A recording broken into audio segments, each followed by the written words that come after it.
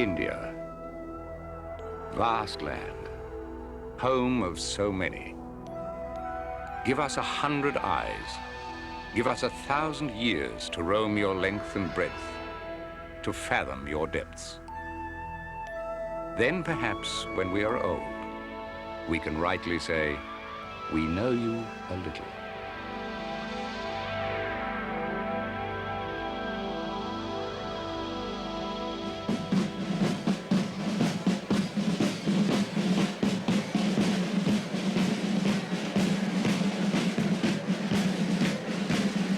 January the 26th, India's National Day.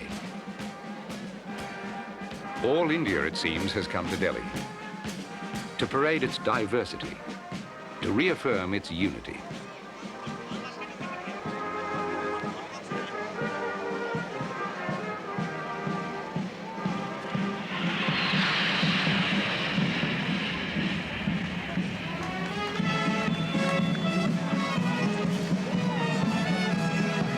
Young people who've been honored for deeds of bravery greet their Prime Minister. And greet a man himself once honored for a brave deed. Sir Edmund Hillary, conqueror of Everest. New Zealand's new ambassador to India. It is now an exciting time to be in India.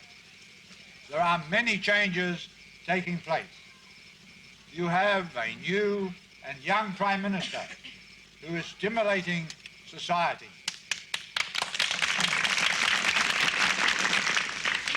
And here also in India, you have many cultures, you have many religions, you have a country that is very beautiful. Take full advantage of it. Sir Edmund Hillary is about to do just that. He's conquered his mountain of paperwork. He's off to roam the length and breadth of India, to try to get to know it a little. To enrich his journey, 7 extra pairs of eyes. Mike Gill, veteran of many a Hillary expedition. Linda Gill, writer and artist.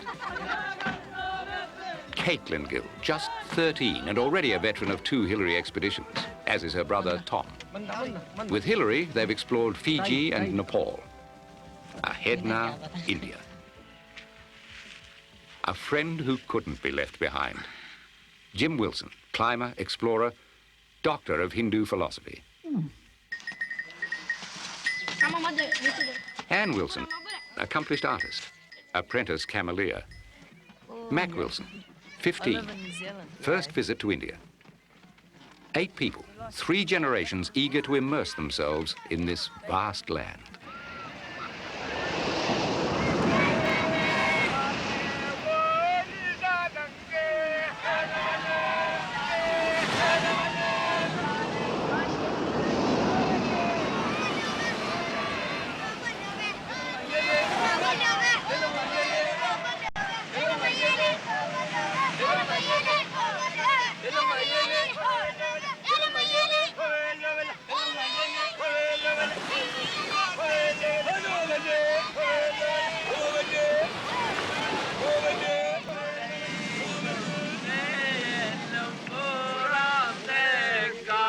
We want to lose ourselves in India, become part of it. Experience it rather than try to understand it. Perhaps grasp nothing more than its enormity, its diversity. And to best do that, we had a plan. We'd seek out its extremities, its points of greatest contrast, to better build up a picture of the whole. We'd start in the tropical south and work our way up to the snow. We'd ascend India.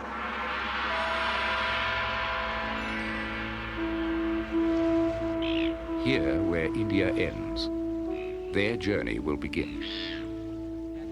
Here, at its southernmost point, where the seas that bring the life-giving monsoons all meet. A holy place, where many a pilgrimage begins. Like pilgrims of old, they are blessed, given water from this sacred place to take to the gods of the Himalayan snows.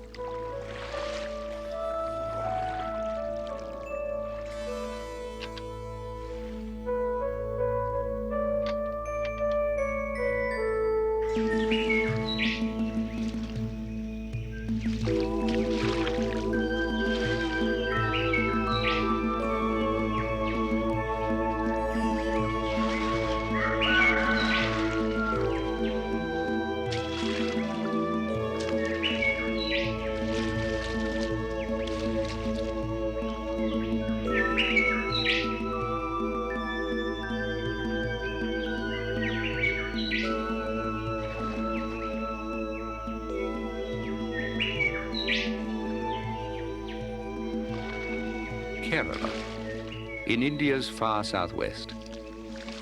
Little known today, but once the only part of India the outside world did know. For ever since Babylonian times, for 3,000 years now, the world's been coming here, eager for the fruits of this most bounteous land. From here came sandalwood for the temples of China, pepper for the table of Kubla Khan, the spices that have watered the eyes, seared the tongues of 100 generations.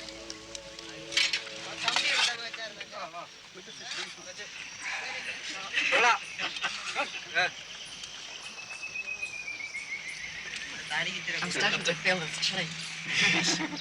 I think it's got a nice flavour. It's at the hotter end of the scale, isn't it? That particular chili. I do.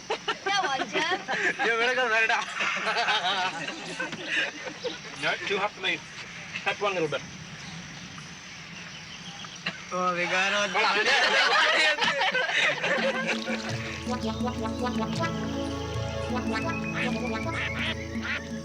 On through this tangled web of waterways, this 2,000-mile-long maze of rivers and canals, a part of India so abundant in water that there hardly seems room for people. But people there are, 1,500 of them to the square mile, the densest population in all of rural India.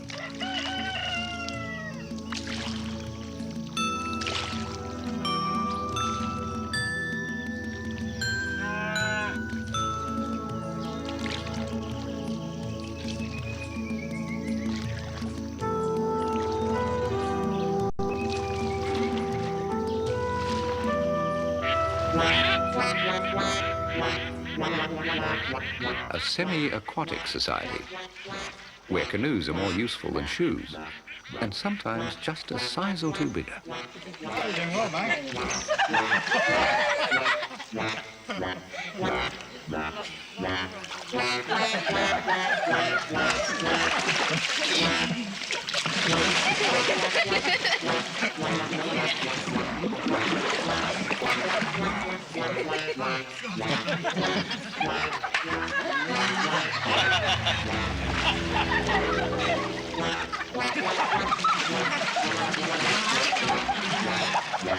Will you show us how to do it?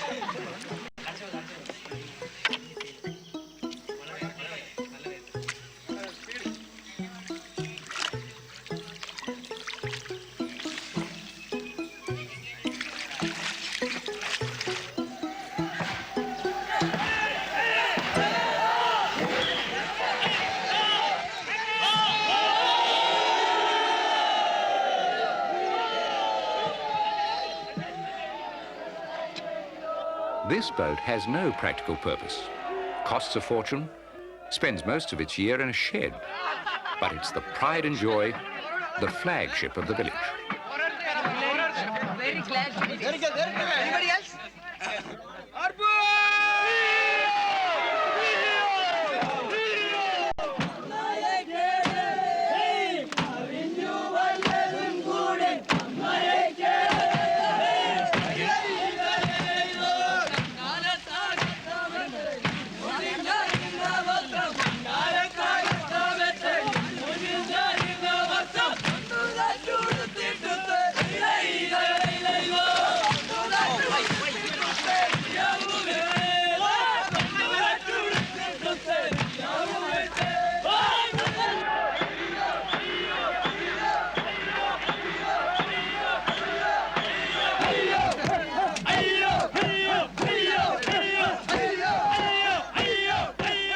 These boats had a purpose once.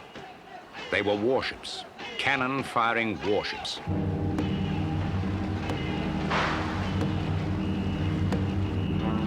100 rowers, 10 tons of teak, bearing down upon their enemy, cannons ablaze.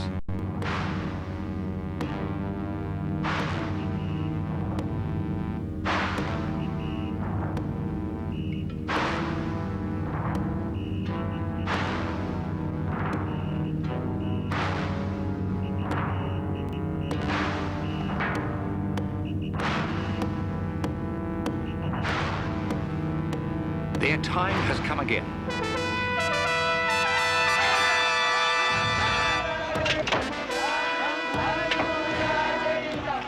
the day they've been waiting for, the day all Kerala's been waiting for.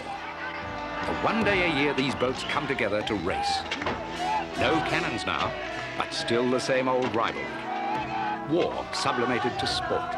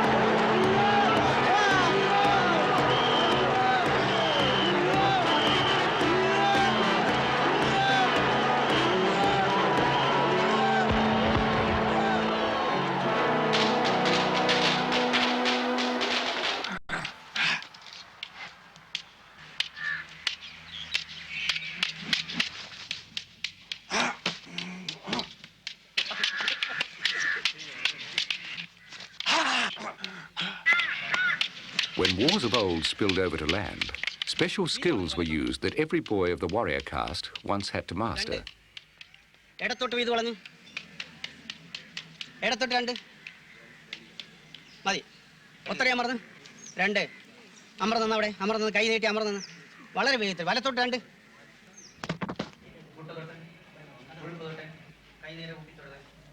Here in remote gymnasia, devoted to ancient war goddesses, many still are taught this fighting art called Kalari Payat, perhaps the oldest, most highly developed, most dangerous of all the martial arts.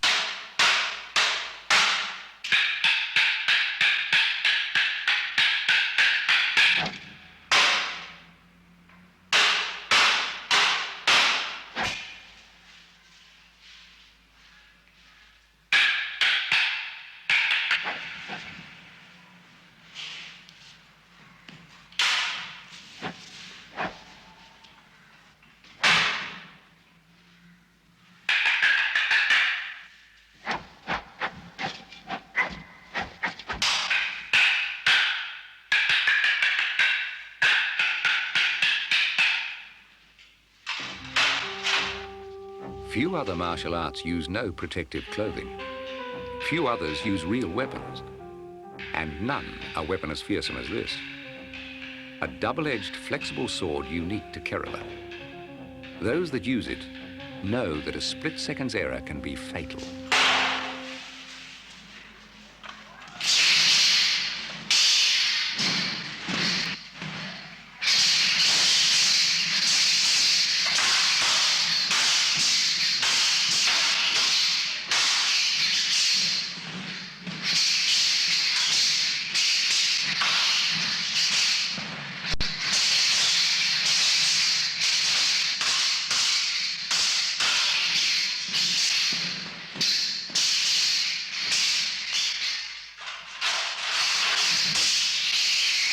No one conquered Kerala.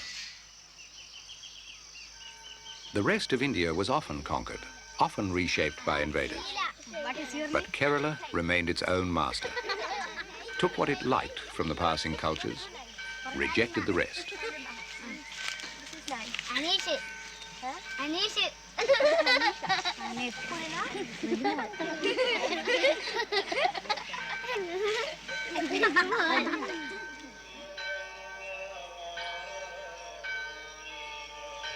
Christian missionaries came and spoke of a Christ who could walk on water. And a quarter of Kerala's population now are Christian. It's certainly the most visible religion here.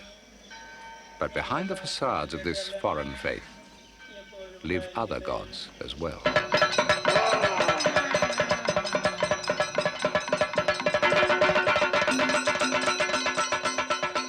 At night they dance, these other gods. All night they dance, these ancient Hindu gods.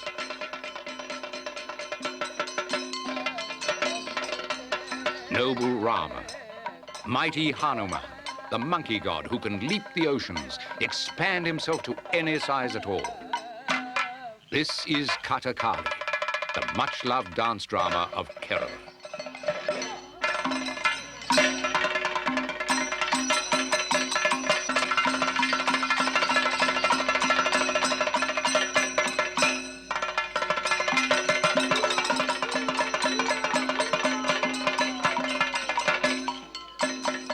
Hours it takes to apply the makeup that turns men into gods. Even their eyes are reddened with eggplant seeds to make them look less human, more divine.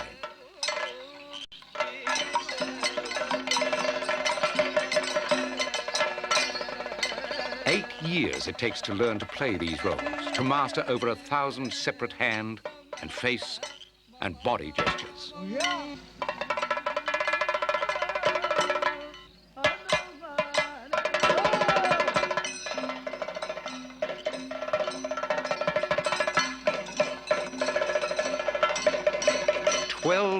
It takes the drama to unfold, for evil to appear to triumph, for good to fight back, fight through the night, and when day dawns, to triumph at last.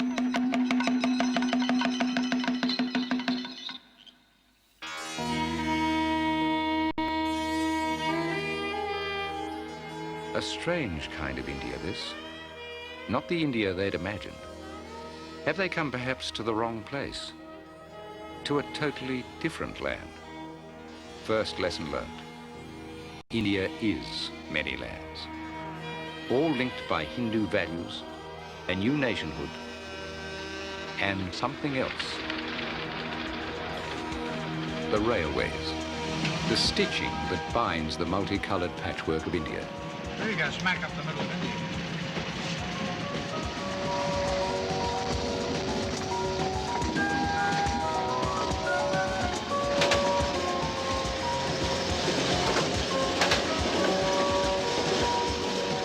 The railways, a nation within a nation, for at any given time here, day or night, over 10 million people are traveling by train. A family bound for a relative's marriage. Hillary bound for a new corner of India. A boy and his performing monkey off to try their luck in a distant town.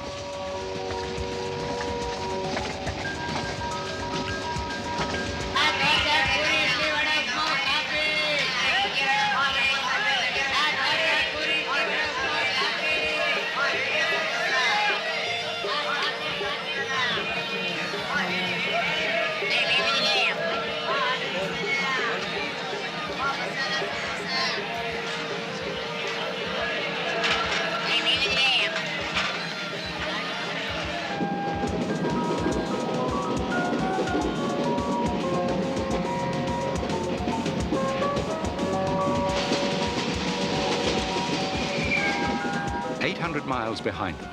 Morning, day 2. They've just crossed the tea line, halfway up India, where tea replaces coffee as the favorite drink. Yeah, we crossed the coffee tea line some time ago. Deep trench, the bridge garden at each end. We came a long way last night. We were down here last night and we're way up here now. 1,000 miles behind them. Well into northern India. Milder climate, milder curries. Wheat, the staple food.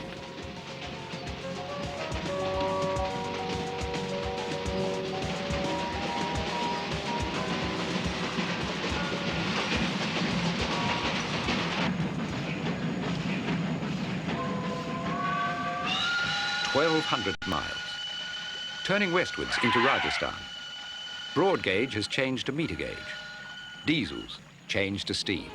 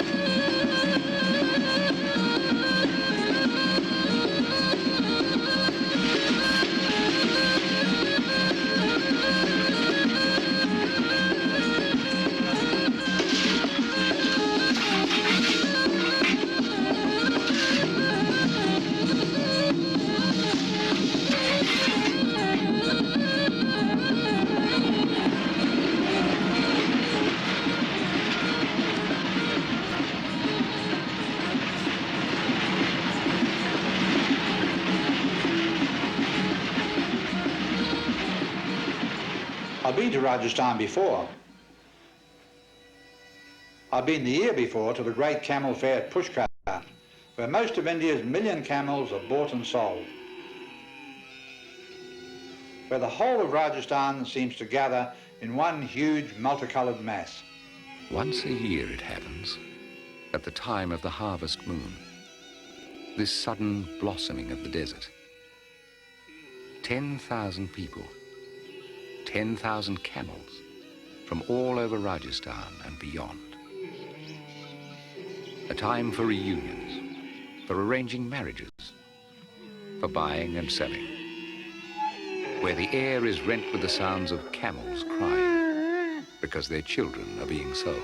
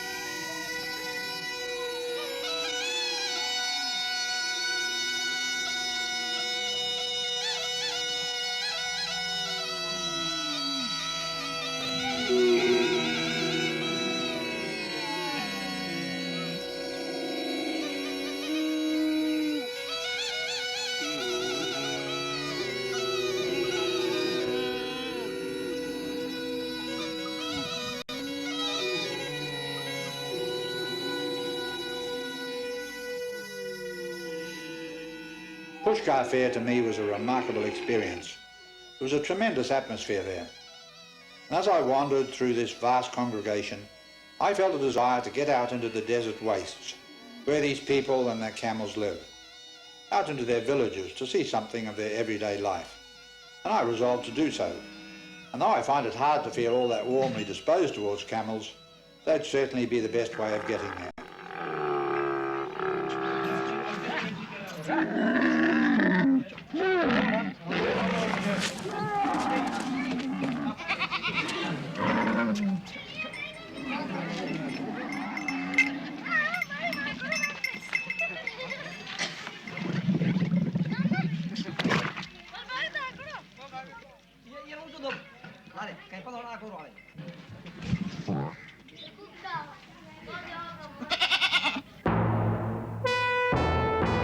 Their starting point, the great citadel of Jaisalmer, smack in the middle of nowhere, and once rich because of it.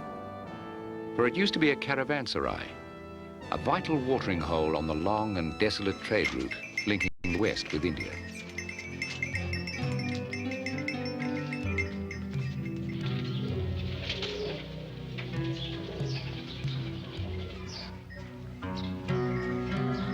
Through these streets came footsore camels carrying carpets from Afghanistan, slaves from Turkestan, silks from Benares, indigo, ivory, monkeys, peacocks.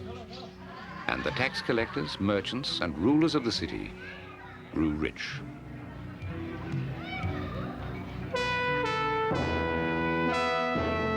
The wealth built grand houses and great public buildings, and vast city walls to defend that wealth, and on the walls balls of stone to roll down upon their enemies.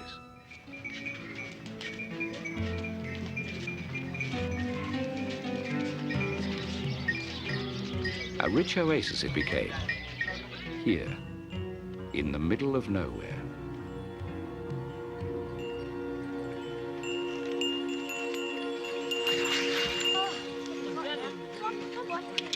The nowhere has a name, the Great Tar Desert, one of the biggest deserts in the world, one of the driest. For 3 years now, there's been no rain.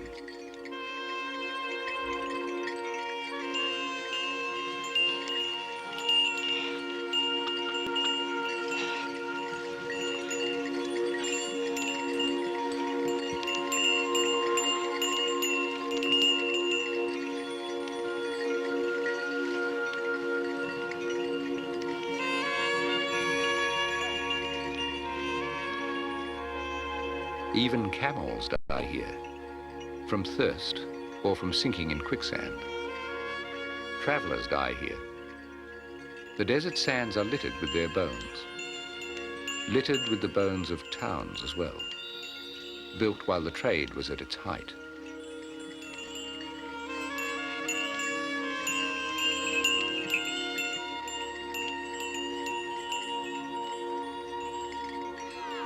Memorials to the dead in towns now dead. Is there no life here at all?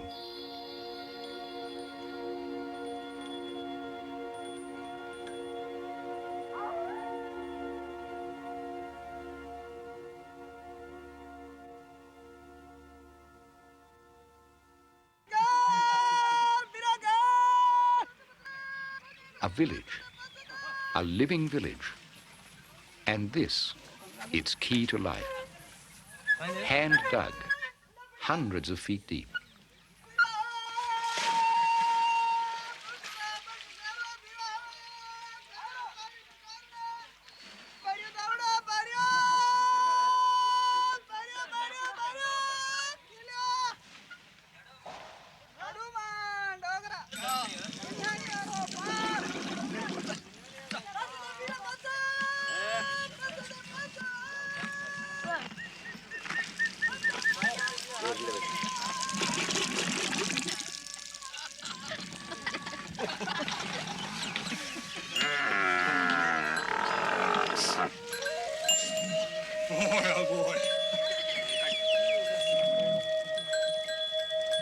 So the village has water.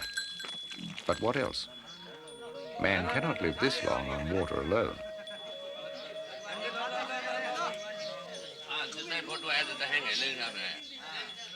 They tell Hillary how they manage. How in good years they sow a little millet. But most years they totally depend on animals that can eke nourishment from the thorny desert scrub. So they have milk and meat and wool. They sell the wool and blankets made from it. Sell animals too sometimes at Pushkar Fair, and so earn money for grain and other needs. And so they survive. 800 people, surrounded by sand.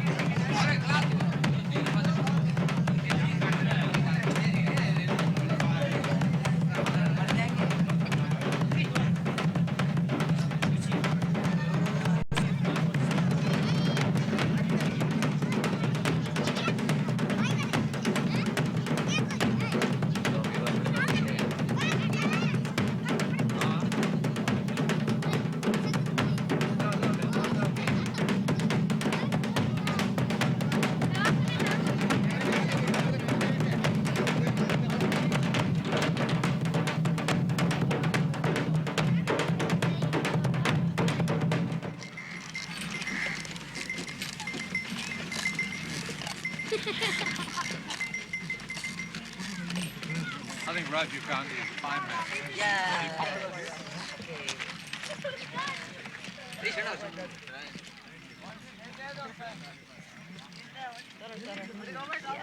The eastern edge of the desert, a little greener, a little more conducive to life. Rajasthani. Rajasthani. Ayo, Rajasthani juga English tadi. Okay.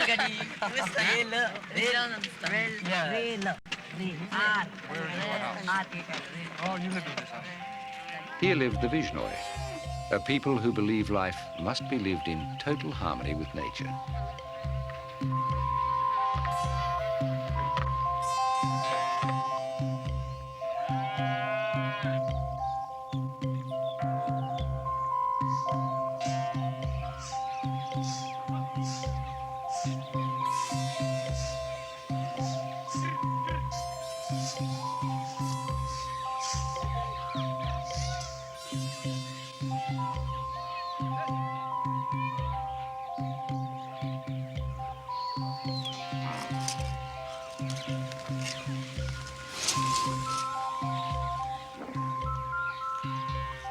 These deer have nothing to fear.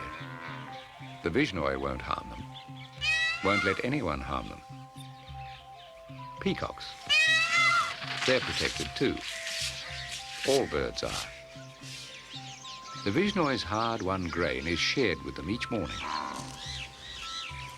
Cows, of course, are never harmed, nor even sold in case the buyer should harm them. They're just for milking. That's how the Vishnoi make their living here, as dairy farmers.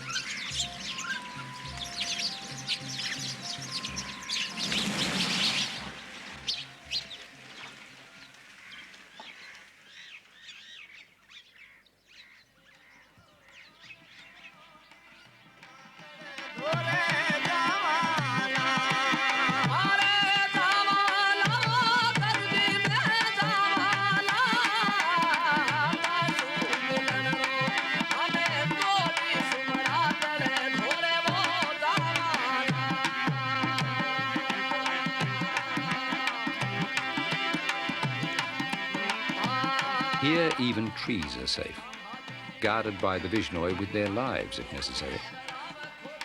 Long ago, the men tell them, when a local ruler came to chop down their forest, 300 of their women linked arms and died protecting their trees.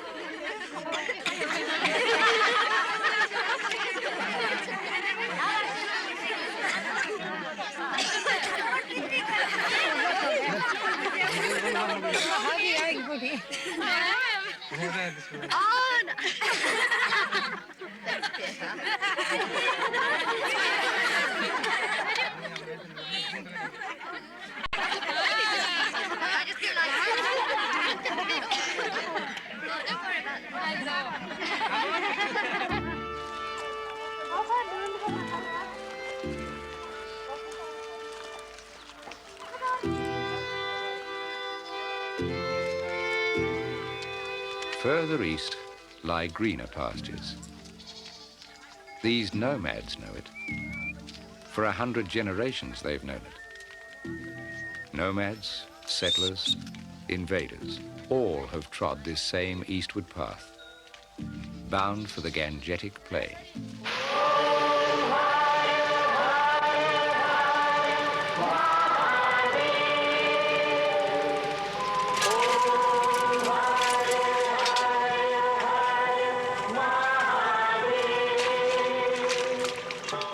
Broad and bountiful river plain of the Ganges, home of 1/10 of the world's population.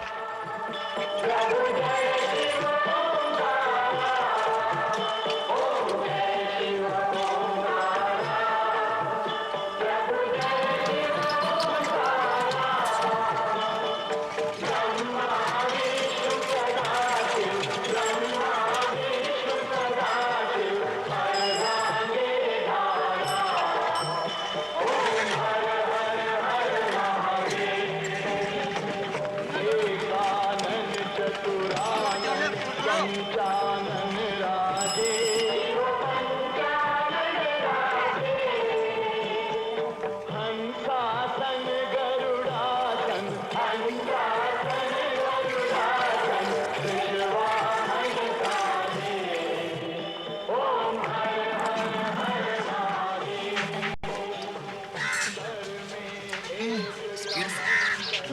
sweet and fresh. Some are converted in Sikh, as you see in sitting in the front Sikh. Aryas came from West. Were you all born here in this area? Yes. My ancestors came from district Gill Punjab. 200 from Punjab. We came from Punjab. Yeah. Some Jat came from Rajasthan. We settled here.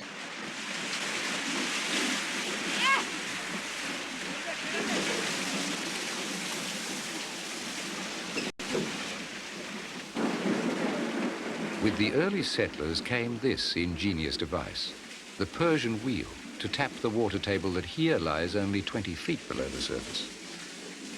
And the north of India turned green. First with crops for their own consumption, now with cash crops as well, to pay for pumps, tractors, fertilizer, for whatever's needed to improve their yields, to keep abreast of population growth. For India's population has doubled since Hillary first visited here some 40 years ago. I think Rajiv Gandhi is a remarkable young man. Everybody is very happy the ideology of Rajiv Gandhi. The older men can rest, for in those 40 years they've more than doubled food production, made India self-sufficient. But the wheels keep turning, ever faster they keep turning, keeping pace with a population due to double again within this boy's lifetime. Hukka pancha. God lives in the punch. Cup of panchayati. Sound is hubble bubble. Yeah, it makes a very hubble-bubbly sound. What do you call it here? Hukka. Hukka. They got hidden in hukka. In English, it is called clay pipe. Oh, clay Hubble pipe, bubble and clay pipe. yeah, right. It's a very big clay pipe, yeah.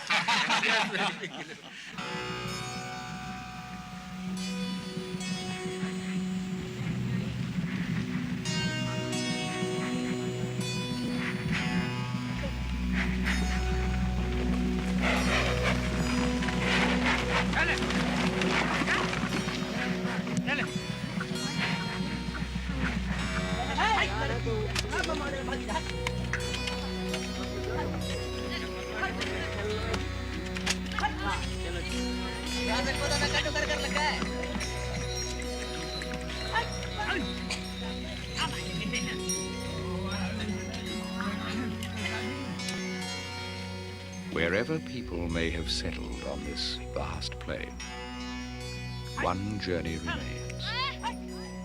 One all yearn to make at least once in their lifetime. A journey to the great river itself.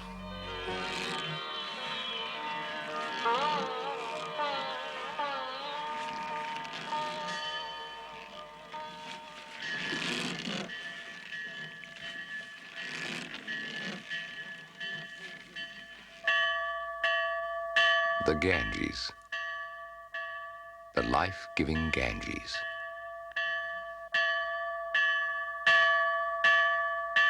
There's many a river longer, many a river wider, but is there a river so loved, that means so much to so many? It means a lot to me as well. 10 years ago, Jim, Mike and I roared up the Ganges in jet boats, all the way from the ocean to the Himalayas. And I think of all our memories, perhaps the most vivid were of these country boats, with their great spread of sail. And I remember thinking at the time how enjoyable it would be to drift down the Ganges on boats like these and experience the river at its own pace, become part of the life of the river. And we've come here now to do just that.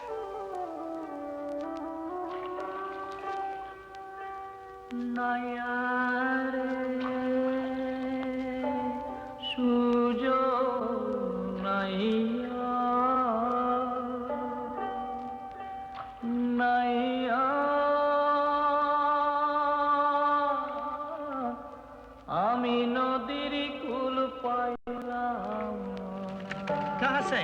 Munger से जी हाँ. सुल्तानगंज अच्छा. He carries rocks from... मान से Uh-huh. He carries rocks from Mongia. There's a quarry there, and he takes them to Sultanganj. पानी का मीरा जात बक जाता है কালো মেঘে সাজে কইরাছে পরাণ যে মানে না কিনারা ভিড়াইয়া ধইর নাও যেন ডুবে না রে। Look where all that village has been washed away, Jim. Well, that's like that one we camped by. I imagine they moved the village back further from the edge. Yeah. This river changes all the time.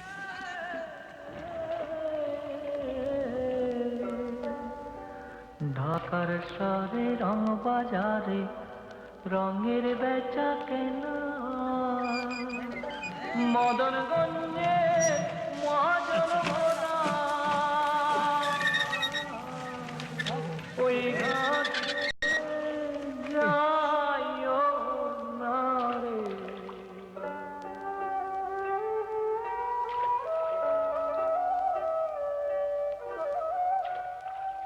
ও নয়া রে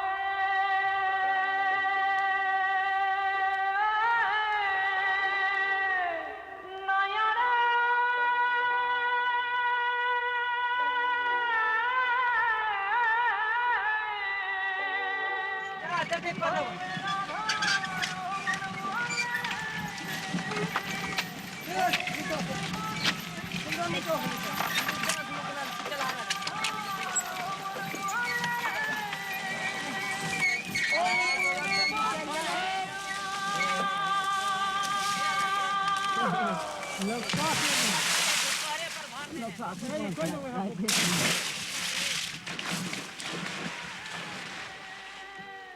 ওই কুলে বসিয়া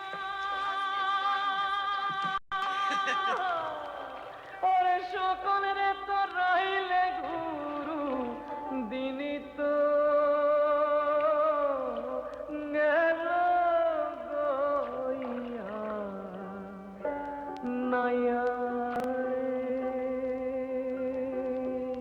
সুযোগ নাইয়া নাইয়া নদীর কুল পাইলাম।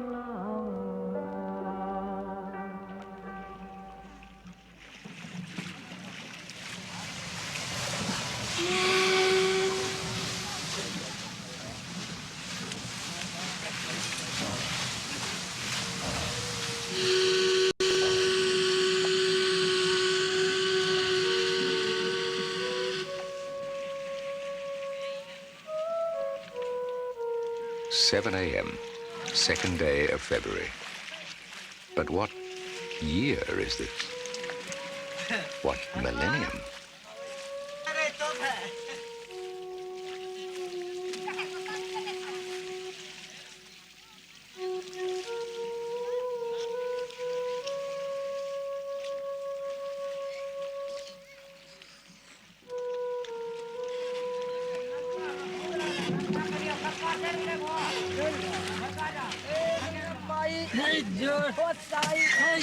फुलकट डाली प्रियम माता माता मेरी शरण तेरी शरण लगिया टकिया माता वासा बाबा देना वासा चलो सुमेर के पालक पालक ठीक है कालक पाल देना लगिए गेलो पाल छड़ावो बारे भैया भैया मेरी जोड़म जोड़ी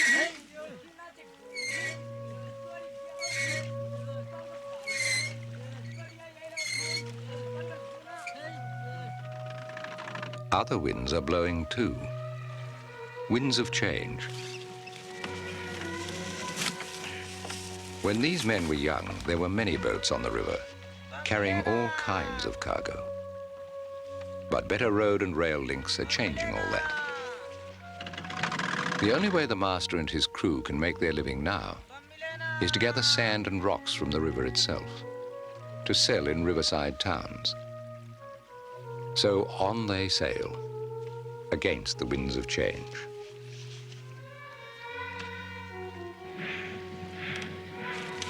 They're magnificent, aren't they? Not very fast. That's the pedal steamer's problem. They're not very fast. Not as fast as buses, trucks and trains. A few steam stubbornly on. The rest just sit. Memorials to a more leisurely age.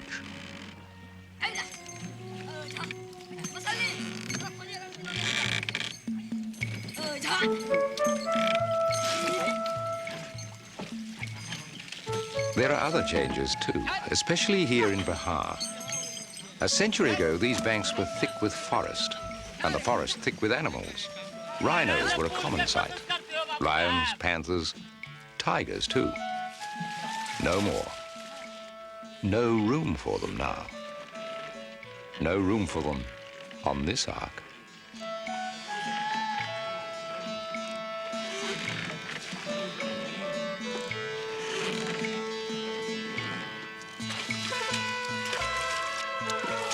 Just elephants remain, domesticated ones.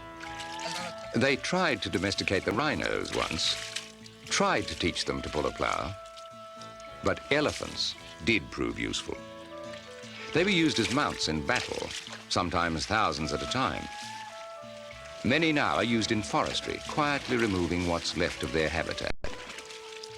Others fled long ago to the Himalayan foothills, and there they remain, safe for the moment from the flood of humanity below.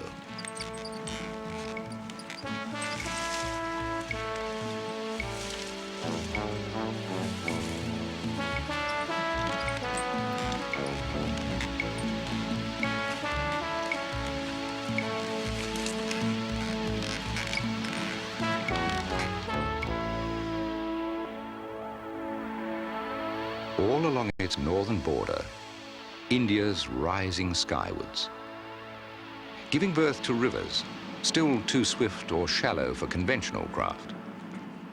To cross a river here, there's a simple choice: dead buffalo or this.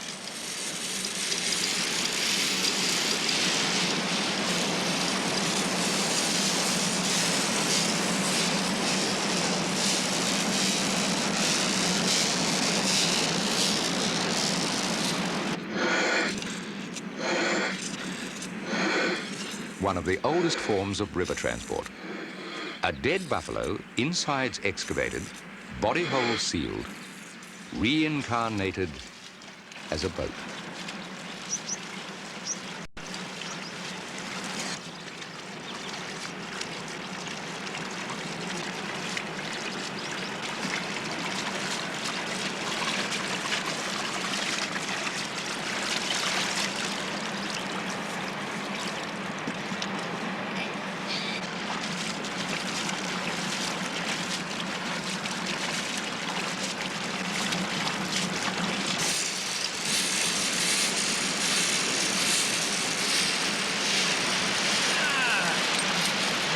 Thanks, Ed.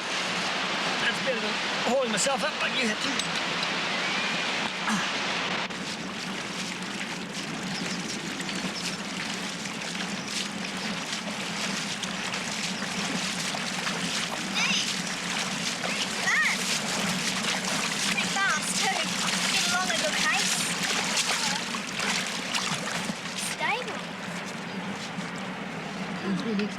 Thank you.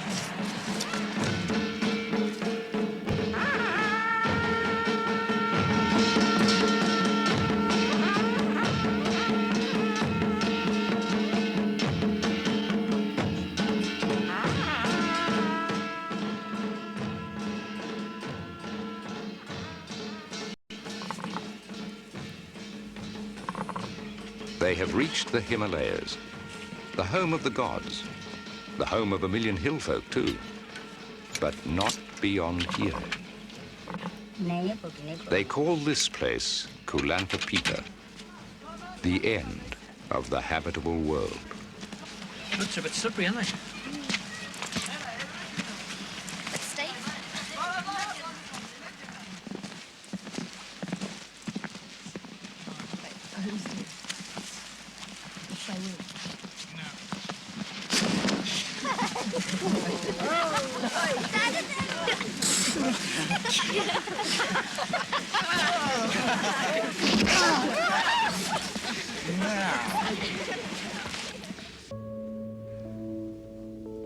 Far to the south, beyond the Ganges, beyond the desert sands, the waves break on that rocky cape where their journey began.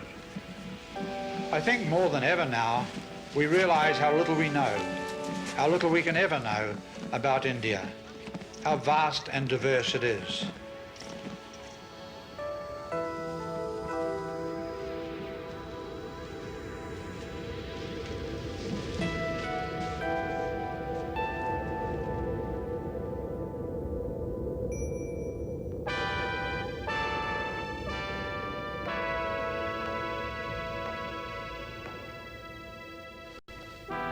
Nothing above but old familiar peaks and that vast land below. Thank you, Jim.